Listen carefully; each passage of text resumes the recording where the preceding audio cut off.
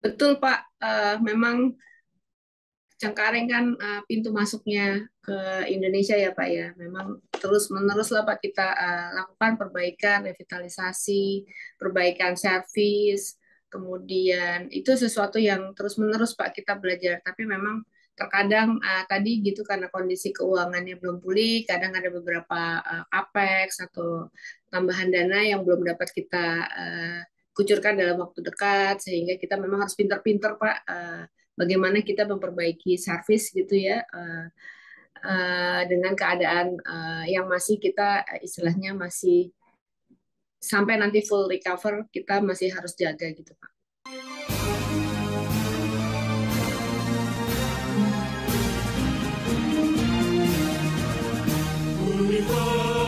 Universitas Indonesia, Universitas kami, Ibu Kota Negara, Pusat Ilmu Budaya Bangsa, kami mahasiswa, pengabdi.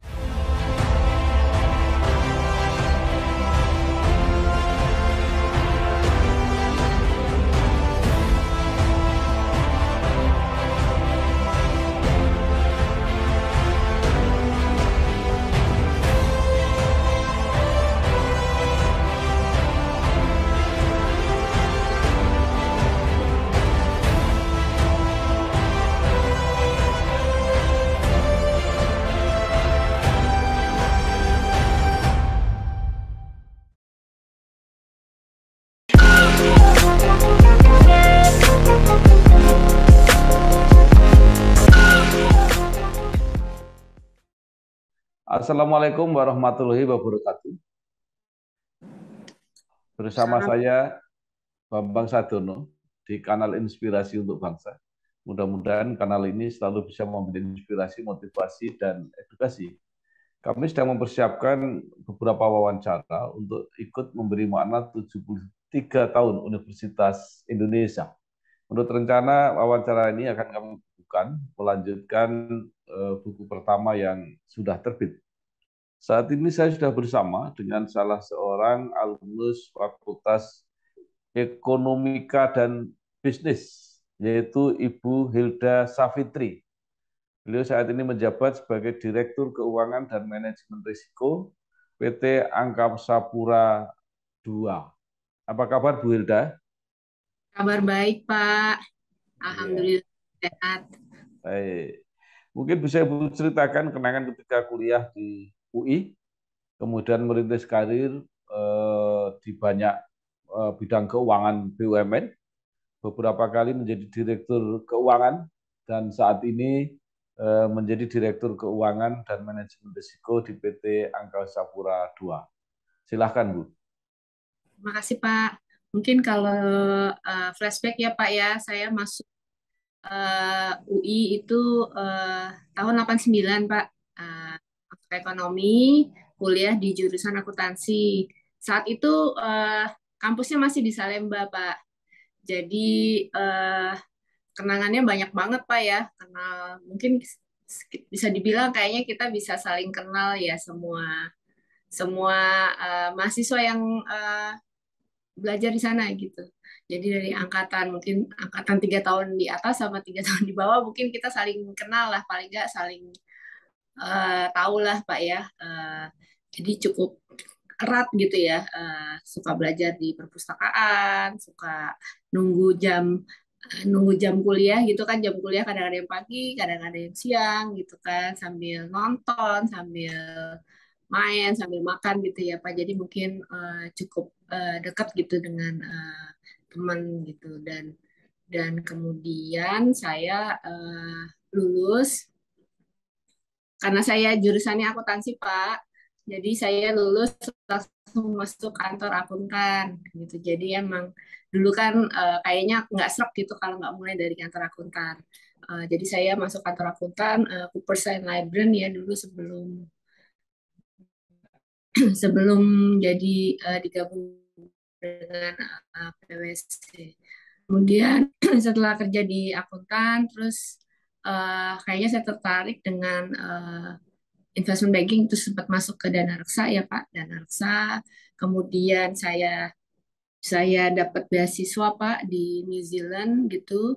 Ketika saya di Dana Reksa, saya berkeluarga ya, punya anak. Ketika New Zealand sekolah,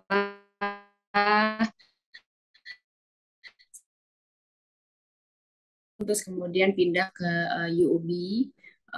Itu juga corporate banking, investment banking, terus masuk ke private equity, akhirnya ke Indonesia Infrastructure Finance di 2016 sebagai direktur investasi, dan kemudian pindah ke Hutama Karya jadi direktur keuangan, dan sekarang di Angkasa Pura II. Kalau kalau dulu mungkin kalau kenang-kenangannya banyak banget Pak. Saya mungkin teman-teman saya yang masih sekarang masih cukup dekat tuh adalah teman-teman kuliah Pak, teman-teman FEUI-nya. Jadi memang menurut saya dulu juga mungkin zamannya beda ya Pak. Zamannya dulu belum ada handphone, jadi kalau jam jam kuliah selama jam kuliah in between segala macam ya mau nggak mau kita kan saling sapa, saling kenal gitu ya, ngobrol gitu. Lagi makan siang di mana pasti ngobrol sama semua yang sebelah-sebelahnya gitu. Jadi mungkin karena itu kita juga cukup dekat ya Pak. Even kalau misalnya kita kerja, karena saya kerjanya di bidang keuangan, biasanya juga dengan enak kalau ngomong, oh saya juga FE angkatan segini. Pasti nanti jadinya nyambung-nyambung gitu Pak, kenal gitu ya. Mungkin itu sih kalau menurut saya keakraban itu ya merupakan modal. Dan karena memang kami juga dari semua, karena nanti kan ujungnya kita semua masuk ke keuangan ya Pak ya. Jadi mau nggak mau itu jadi ternyata itu menjadi network, walaupun itu tidak disengaja ya Pak mau jadi network ya, karena jadi emang network yang dengan natural gitu Pak, bukan yang diada-adain gitu istilahnya. Jadi emang karena temenan gitu. Jadi memang temenan, dan juga mungkin karena zaman dulu juga mungkin internet juga belum ada ya pada saat saya kuliah gitu ya Pak ya. Jadi lebih banyak kreativitas juga yang kita, jadi nggak cuma belajar tapi lebih apa ya, kalau di FE itu mungkin lebih kita ngerti fundamental gitu ya dibandingin ngapal gitu. Dan juga jadinya lebih kreatif ya, kalau menurut saya lebih lebih nggak by the book gitu istilahnya. Nongkrong-nongkrongnya juga kadang-kadang juga bermanfaat gitu ya. Kalau dulu di kuliah nongkrongnya kan juga ngomongin keadaan, baca koran gitu ya, rame, baca Tempo gitu zaman dulu.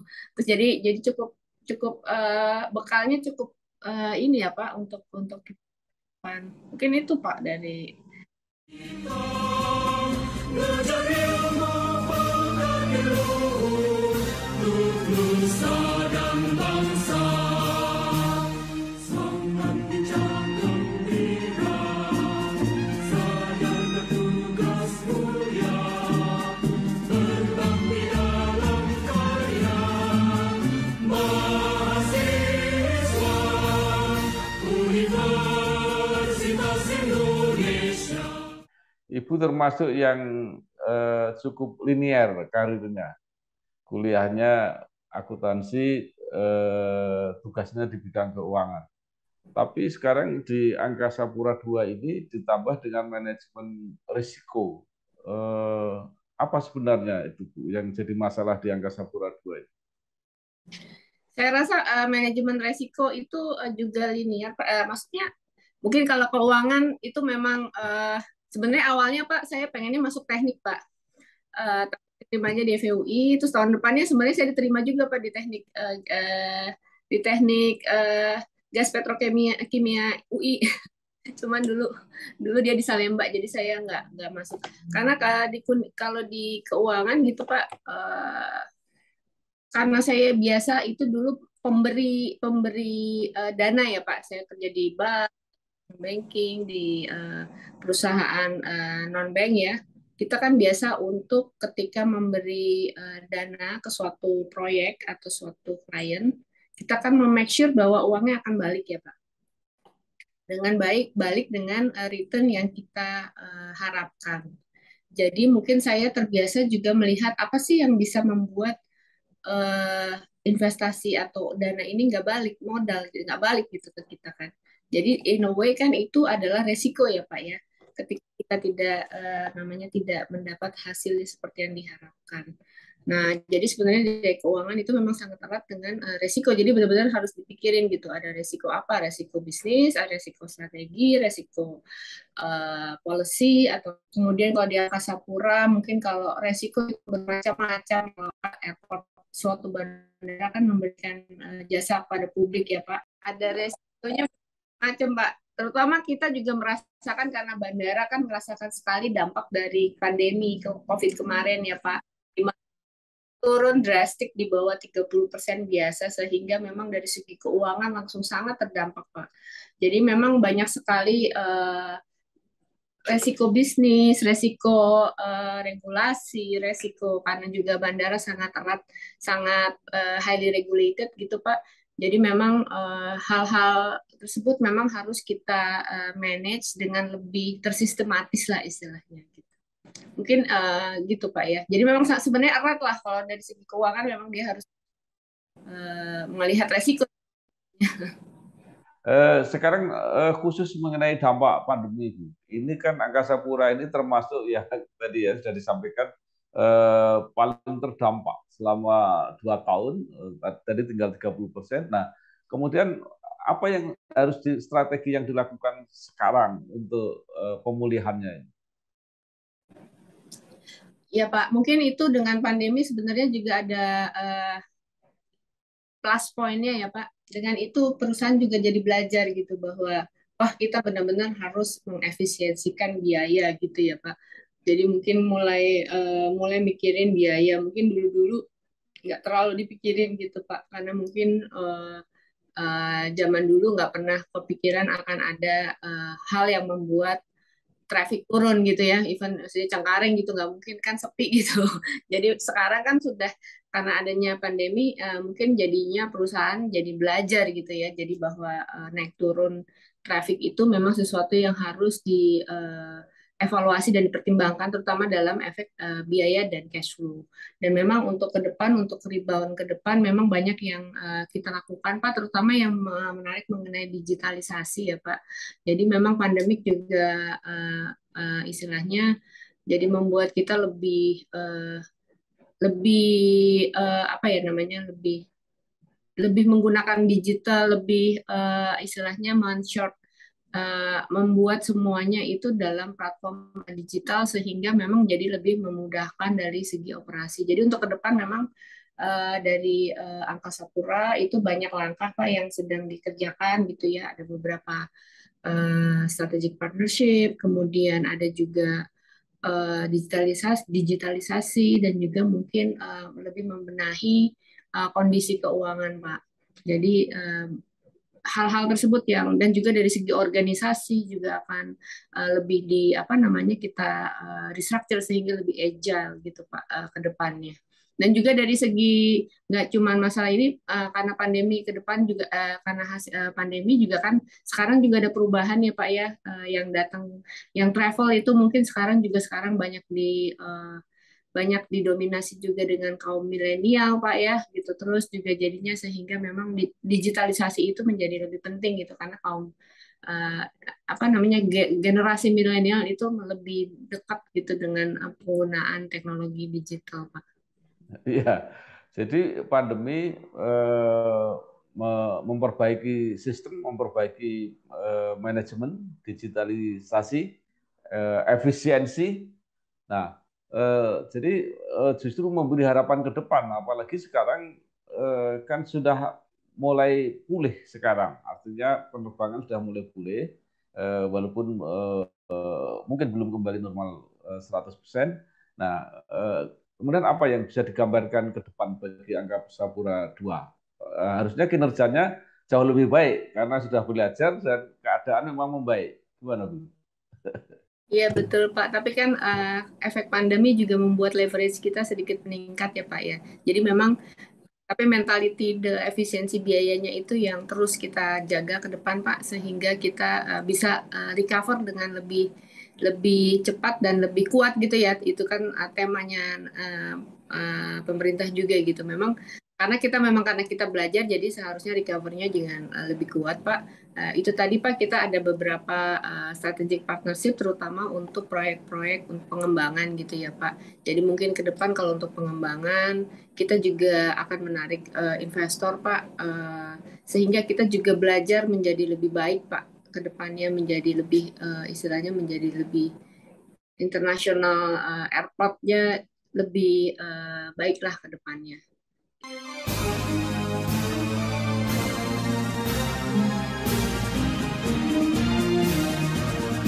Universitas Indonesia,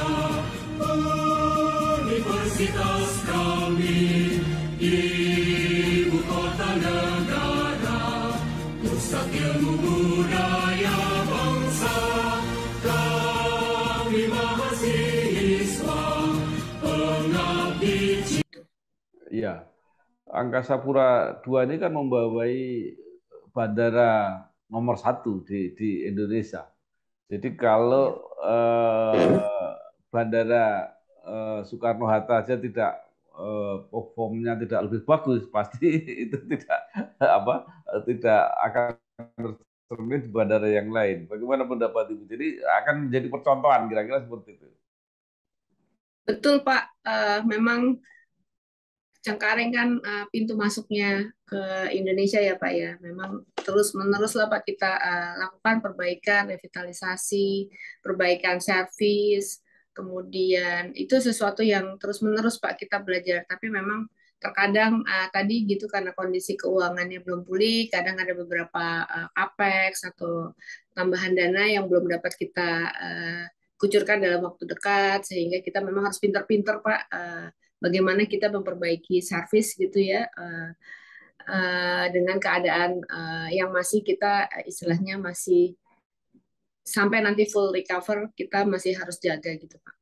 Ya, Bu Hilda, kalau dibandingkan dengan Hutama Karya kan Hutama Karya juga tantangan keuangannya kan juga cukup berat.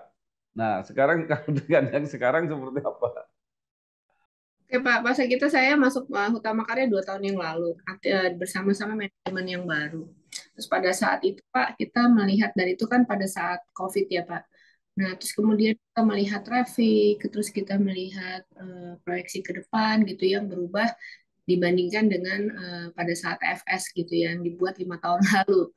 Jadi kemudian kita melakukan analisa Pak, evaluasi dari segi keuangan ke depannya seperti apa, sehingga pada saat itu kita langsung melihat, waduh kondisi keuangannya harus benar-benar direstrukturisasi. Kita tidak bisa mengharapkan dana dari pihak ketiga gitu yang ada unsur biaya bunga, sehingga pada saat itu kita evaluasi untuk menyelesaikannya sebagaimana gitu ya, karena Utama Karya itu banyak kan itu kan mengerjakan proyek penugasan Pak, jalan tol Trans Sumatera yang sudah berprogres.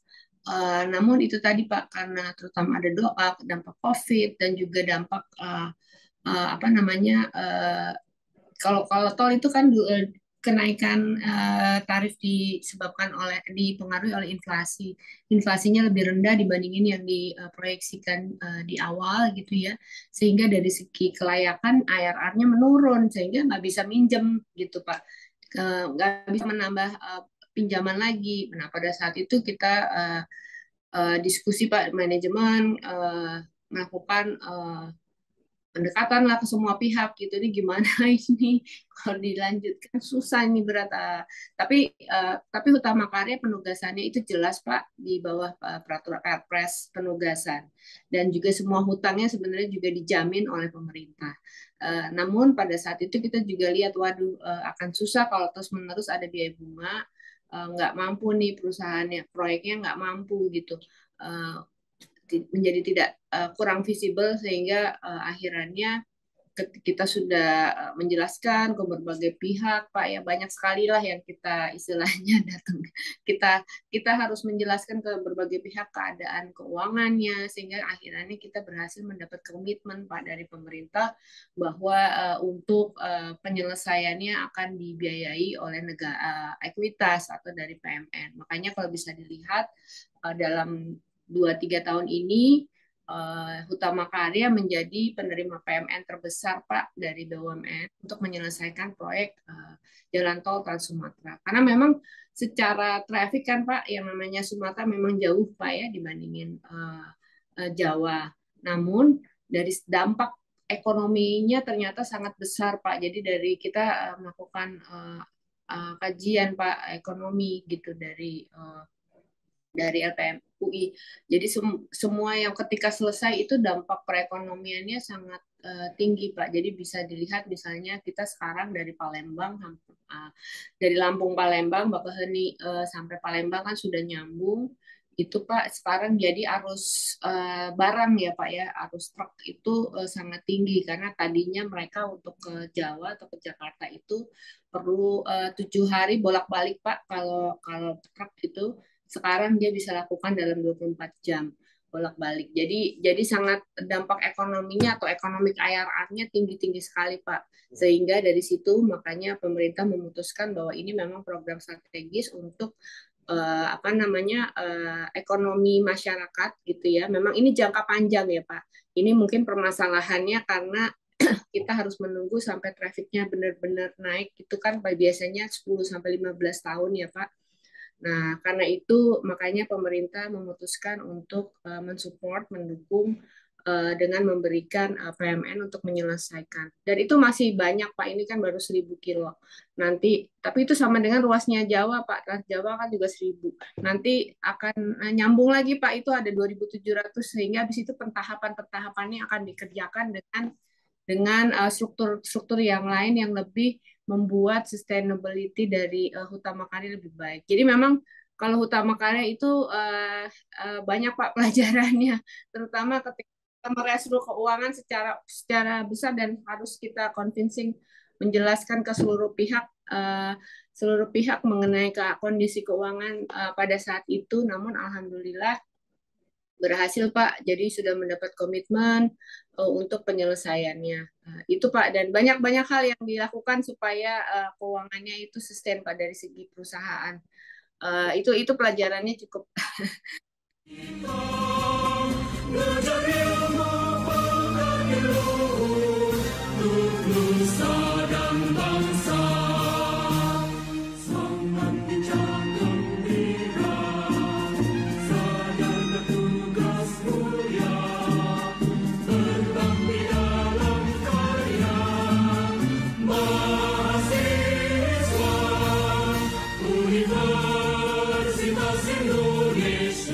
Banyak jadi kalau gitu Bu Hilda ini memang selalu diberi tugas di tempat-tempat yang masalah keuangannya cukup kompleks gitu kira-kira. Enggak juga Pak, itu nasib. Ya, baik. Nah, yang menarik ini kan beberapa waktu yang lalu ya ada berita bahwa Bu Hilda Savitri ini menyamar menjadi cleaning service membersihkan toilet kalau nggak salah. Nah, itu kan bisa menimbulkan pertanyaan. Sebenarnya ada apa? Apa begitu lemah semangat pelayanan karyawan itu sehingga perlu dimotivasi seperti itu oleh direksi? Enggak Pak, itu dalam rangka Hari Pelanggan Nasional. Jadi kami direksi turun langsung gitu ya ke bandara gitu. Saya kebagian yang toilet, yang lain ada yang gitu troli. Jadi istilahnya memberikan contoh dan semangat ya Pak bahwa service kepada customer itu yang utama gitu. Kalau saya dapat kebagian yang toilet, toilet itu suatu hal yang sangat penting Pak dalam suatu bandara. Karena kan image orang terhadap bandara itu ditentukan mostly karena toilet. Kalau toiletnya nggak bersih, udah langsung image-nya turun. Jadi memang saya kemarin bersama itu coba membersihin toilet, juga memberikan semangat kepada para cleaning service bahwa kita customer itu number one, kebersihan itu number one, jadi benar-benar harus diperhatikan. Mungkin untuk memberikan semangat, memberikan service kepada customer Pak yang terbaik gitu. Karena kita memang kan tadi itu Pak publik ya Pak, pelayanannya kepada publik.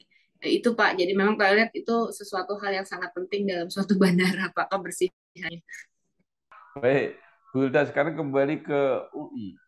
Apa saja semangat dan apa karakter khas UI yang bisa terlihat atau dibawa dalam pengabdian di apa tugas-tugas.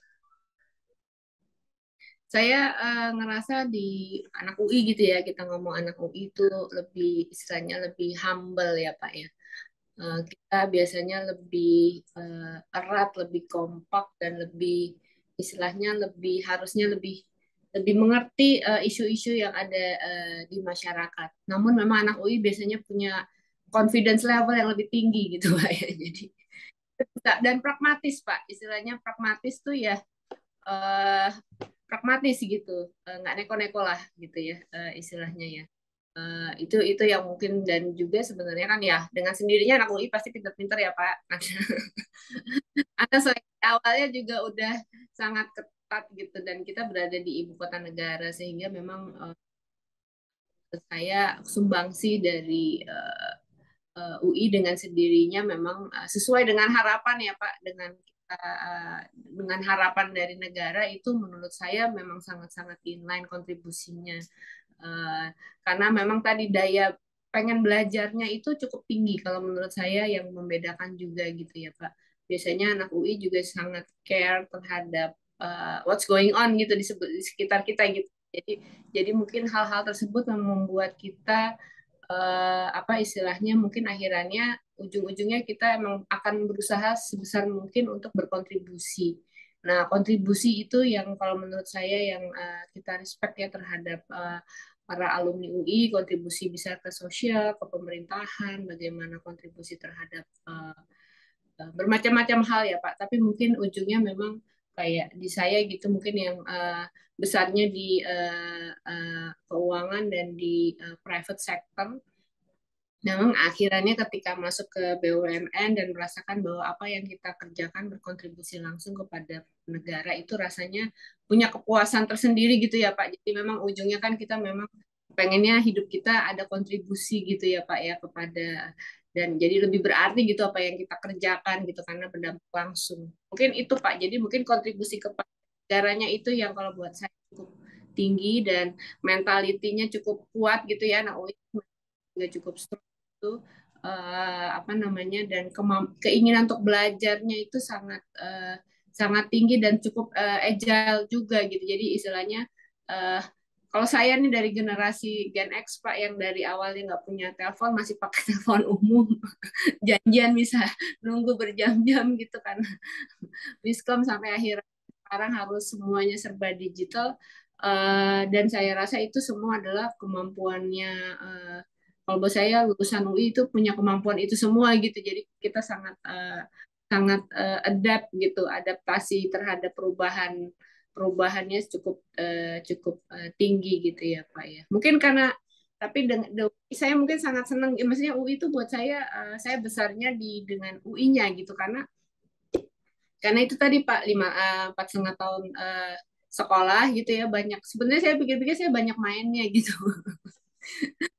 banyak kan mainnya gitu kan Pak mungkin kalau dipikir-pikir kan lebih dari 50% waktunya buat main gitu ya buat ngobrol gitu buat main tapi justru itu yang menurut saya membuat kelebihan kita gitu karena kita jadi lebih ngerti apa yang terjadi di sekitar kita. Jadi ke sekolah nggak cuma buat belajar gitu ya Pak ya. Nggak cuma hanya belajar tapi belajarnya itu dari tempat lain. Jadi saya street smartnya dapet gitu kalau di sana.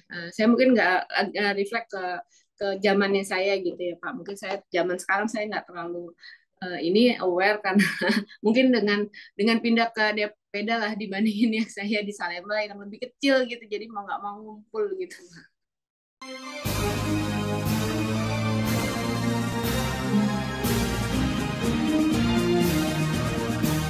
Universitas Indonesia,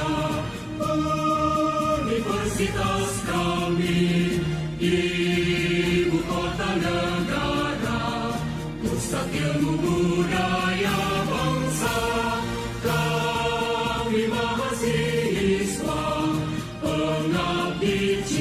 Baik Bu, jadi selain kapasitas pribadi ya para alumni UI itu, tapi suka atau tidak suka kan terbantu oleh jaringan apa jaringan yang sudah sangat luas ya, alumni UI ada di mana-mana, dan yang lebih penting adalah para seniornya itu juga banyak sekali, terutama lulusan Fakultas Ekonomi UI itu kan hampir ya bidang keuangan di Indonesia kan dikelola oleh alumni FEB UI, mulai dari profesor-profesor yang zaman dulu.